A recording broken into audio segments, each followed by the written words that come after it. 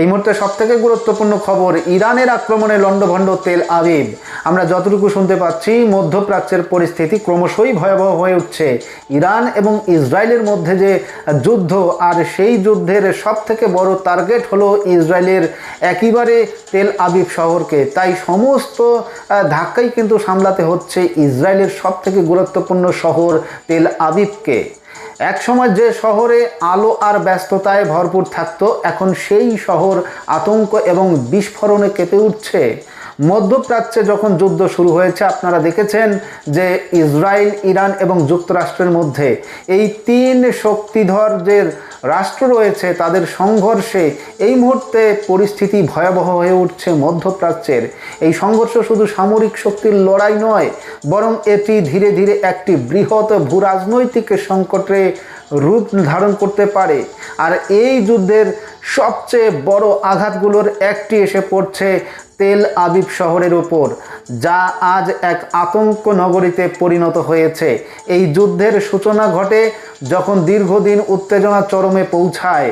বিভিন্ন আঞ্চলিক সংঘর্ষ, পারমাণবিক ইস্যু এবং পারস্পরিক হুমকির মধ্য দিয়ে পরিস্থিতি এমন জায়গায় পৌঁছায় যেখানে আর কূটনৈতিক সমাধানের কোনো পথ খোলা থাকে না।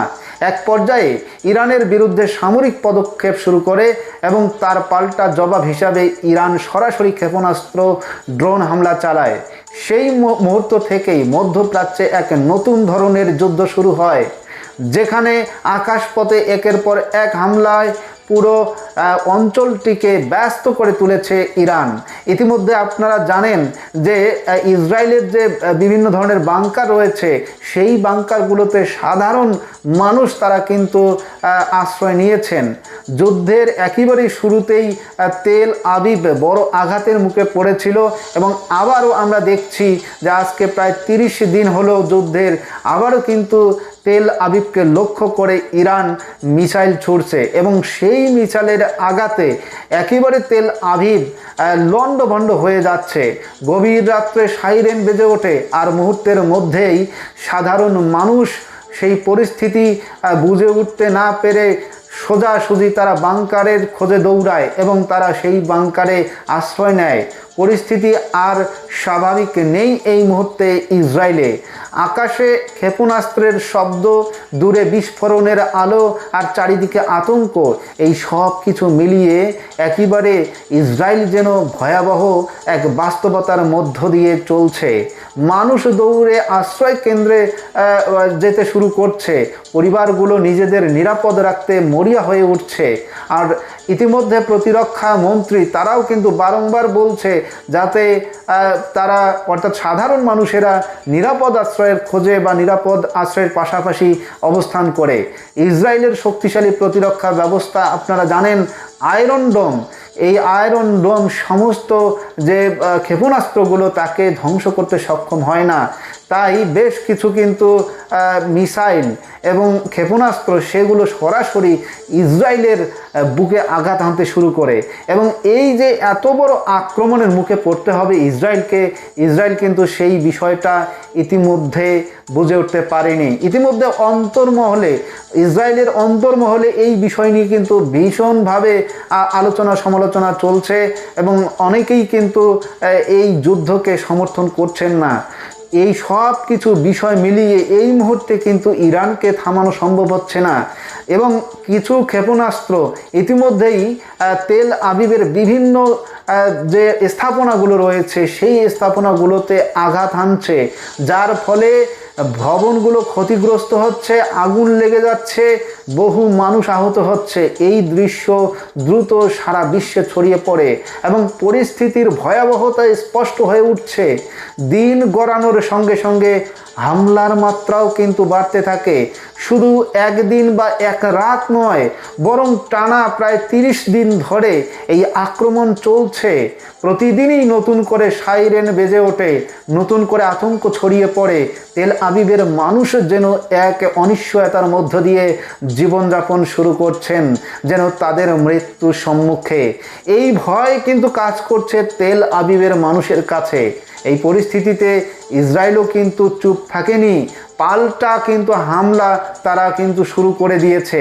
একই সঙ্গে যুক্তরাষ্ট্র এই সংঘর্ষে পরোক্ষভাবে জড়িয়ে রয়েছে এবং কিছু কিছু ক্ষেত্রে সরাসরিভাবে জড়িয়ে রয়েছে, যার ফলে যুদ্ধের বিস্তার কিন্তু বাড়তে থাকে।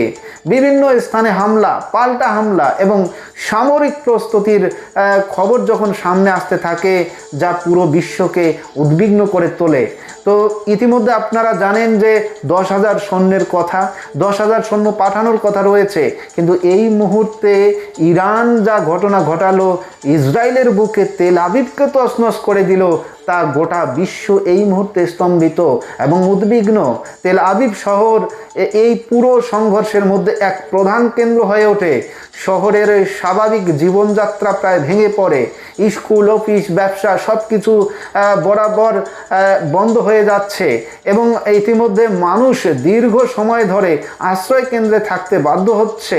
রাস্তাঘাট ফাঁকা, শুনশান, আর একটি আধুনিক শহর ধীরে ধীরে যুদ্ধের ছাপ বহন করতে শুরু করে, যার পরিস্থিতি আদিমতার থেকেও নগণ্য।